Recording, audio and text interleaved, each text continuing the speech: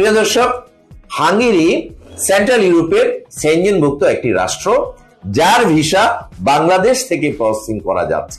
কোনো candidate Hungary ভিসার জন্য বাংলাদেশের বাইরে কোথাও যেতে হচ্ছে না। এটি আমাদের জন্য একটি বিশাল সুযোগ। বাংলাদেশে রয়েছে হাঙ্গেরির একটি দূতাবাসের শাখা, যেখানে আবেদনপত্র জমা করার জন্য ঢাকার গুলশানের 1 নম্বরে সাইমন সেন্টারে 4th তলায় বিএলএস একটি প্রতিষ্ঠান রয়েছে। সেখানে আপনারা শিডিউল মাফিক ফি জমা দিয়ে আপনার সমস্ত ডকুমেন্টস দাখিল করতে পারবেন। যারা বিএলএস সেন্টারে আপনার হাঙ্গেরির আবেদনটি জমা করবেন, সফলভাবে জমা হওয়ার পর আপনাকে একটি স্লিপ দেওয়া হবে। সেই স্লিপ অনুযায়ী আপনি পরবর্তী দিন ইন্টারভিউ প্রদান করবেন মৌখিক। এই ইন্টারভিউ প্রদানের সময়